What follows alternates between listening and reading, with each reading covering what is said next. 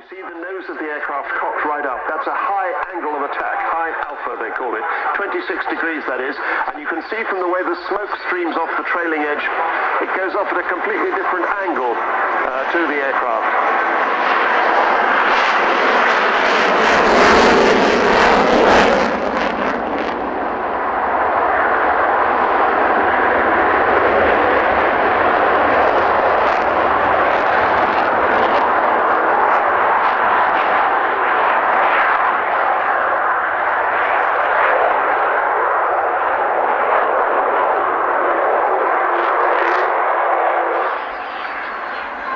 Suddenly, he's taken the power right off, and you still see that high angle of attack and the smoke coming upwards off the rear of the wing there.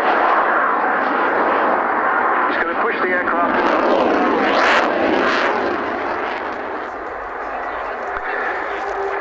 He's gone freelance. He offers piloting service to anybody who's prepared to pay for it, really. He specializes in vintage aircraft. I suspect that might be his last. Right up to the end of the month, there'll be a crew on standby 24 hours a day, every day of the year. Actually, this is the second standby aircraft. They can be airborne within 15 minutes of receiving a scramble call, between 8 in the morning and 10 at night. Outside those times, it's a maximum of 45 minutes. So, this being the second standby crew, slightly confusingly they call it the first crew. They could be called away at any time. Luckily for us, they haven't been. But anyway, the big yellow budgie, don't you just want to give it a big hug?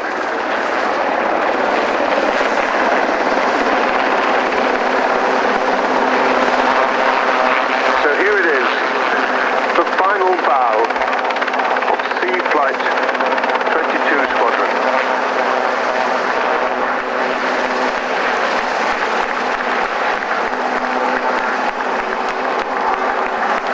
Thank you, guys. The motto of 22 Squadron is Per et audacieux, and it means valiant and brave. And I certainly couldn't disagree. They don't talk about landings, they talk about alightings, because that covers either land or water. But they're quite difficult with this aircraft. It doesn't have any flaps, the sort of slow-speed handling things that almost all other aircraft do have. However, there were some comfortable things about it. A patrol aircraft, what we now call maritime patrol, although sad to say we may talk about maritime patrol of the Royal Air Force, we don't have any. More about that later, perhaps. But here you see the floats have gone and the wheels are now down. So we see the tricycle undercarriage, two main wheels quite near the back, and a nose wheel.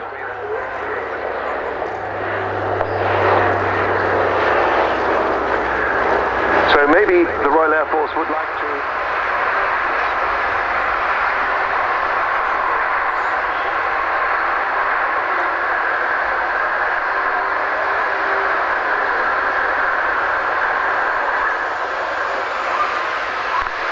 One of the Jaguars here is in what they call desert pink, kind of yellowy, pinky colour for the desert wars, Operation Iraqi Freedom and the like.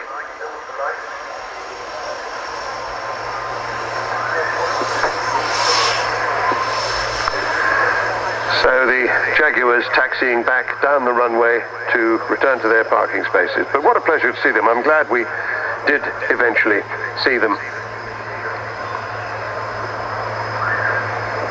So they can offer the use of all the controls that you would normally use in an aircraft before it flies, but the difference is these are sadly never going to fly again. But looking at them there, I just think, wouldn't it be lovely if one of them just... Shooter display pilot, 2015, Flight Lieutenant Andy Priest.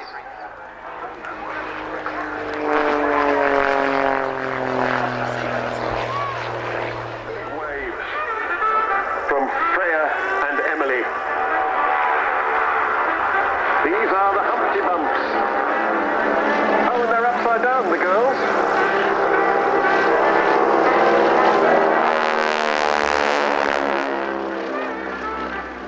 They're pulling 4G there as they pull out of that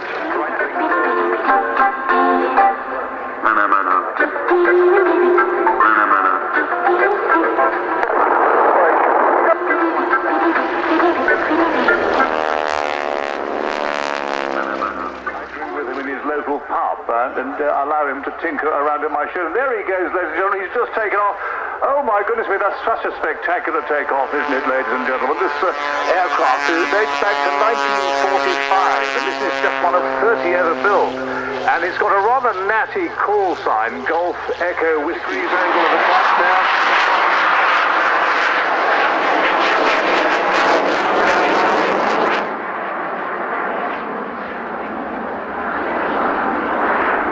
And you get a good view there of the 29 Squadron display colour scheme with the decoration on the tail fin of this aircraft.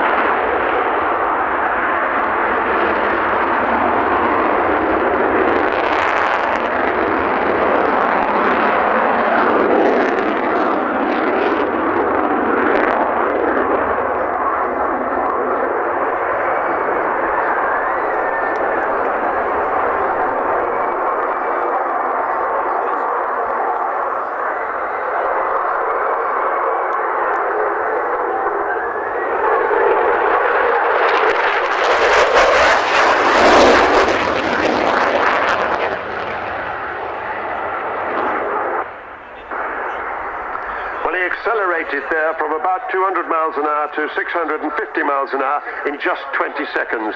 That is some acceleration. He's pulling in on a 9G turn. And here's an outside turn.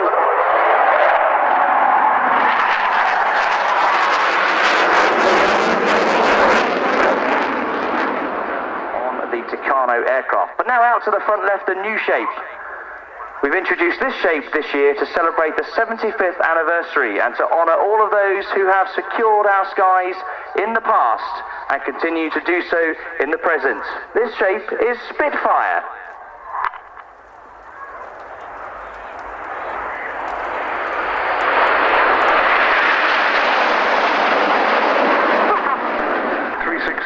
and PZ 865.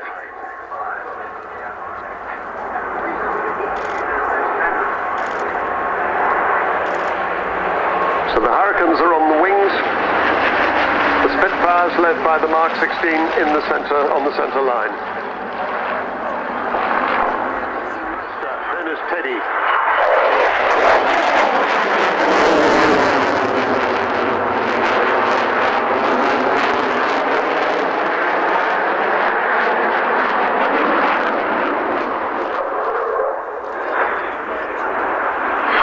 But he has to get upside down first.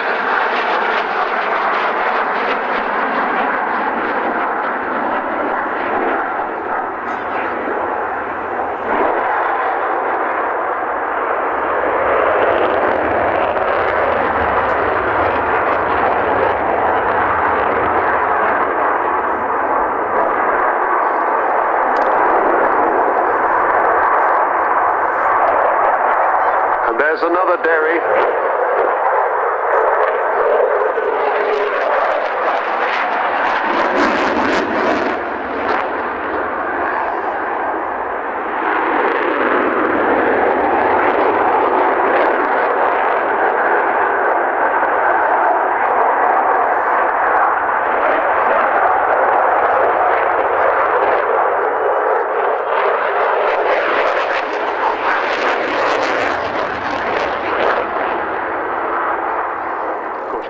Ones had reheat. This was not a supersonic aeroplane, the Vulcan, but if you look at the shape and if you extend that shape by about 1 3/4, you do actually get recognizably Concorde.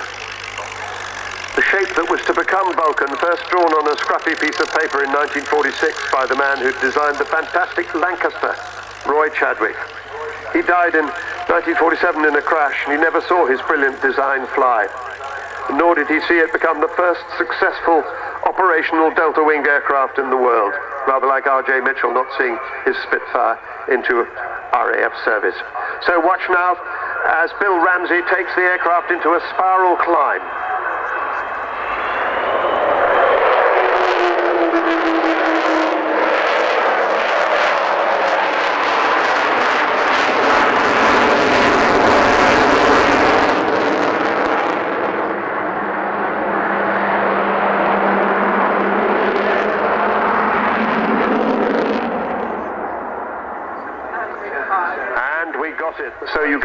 the 18 wheels of the aircraft, 16 in the main undercarriage and 2 of the nose wheel.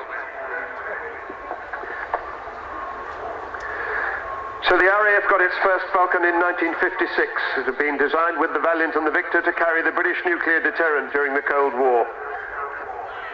Last year it was 25 years since the fall of the Berlin Wall and the collapse of European communist regimes, which eventually ended the Cold War, and this aeroplane was a significant player in that ending of the Cold War.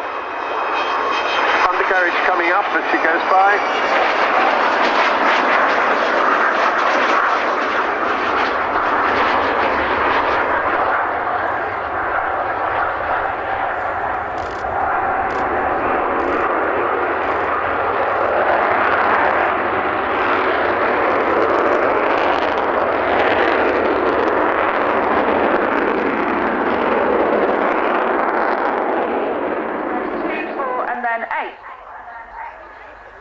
His last posting in the RAF was as the officer commanding for 51 Squadron during the final years of the Nimrod R1.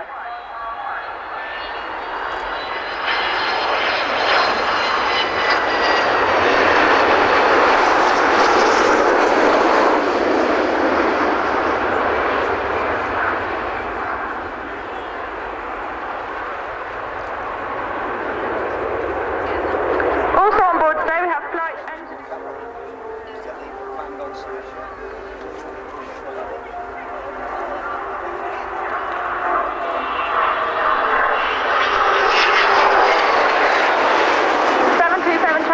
270 knots there as it completes its final pass of the afternoon. We are excited to be working with 5 new partners. So we've got 5 new people on the wing. So as the blades are displaying this afternoon, you can keep your eyes peeled to look at those liveries. The title partner for the team is Aerobytes, a company renowned for flight safety components, and it's a charity that is extremely close to the heart of the team. We're very proud to be in partnership with them this year. The RAF Benevolent Fund are here on the ground today. They have a stand, so please do go and see them. Say hello and check out what they're doing and the good work that they're doing supporting the... Dropping sonobuoys through holes in the fuselage and launching remotely piloted vehicles. UAVs, we call them now. But all those years ago, that's what they were doing. She was adopted in 1992 by RAF Strike Command and issued to the Battle of Britain Memorial Flight in 1993. So she's always been in service, this aircraft, never became a civilian aircraft.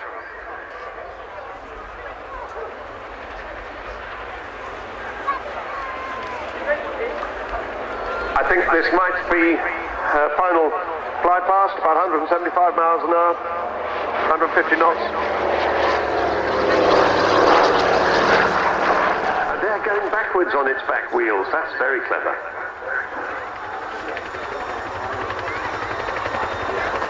"35 miles an hour it can do, and then it gets airborne going backwards. Must be a lot of draft coming in through the back doors, I suppose, while you're doing that.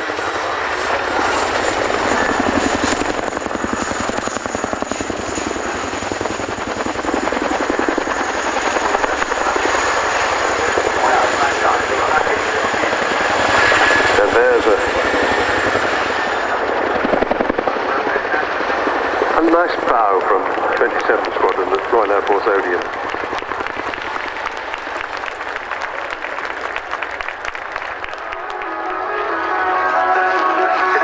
Well, there goes the Spitfire, and since we're obviously in apologising, solo this sorry Typhoon.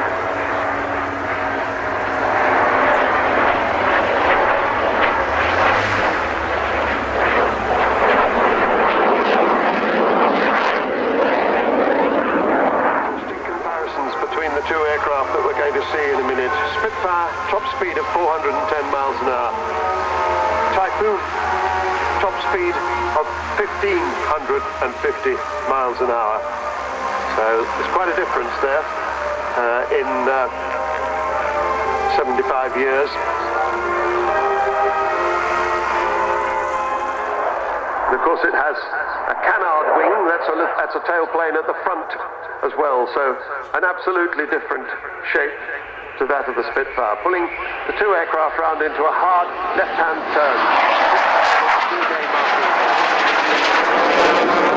turn.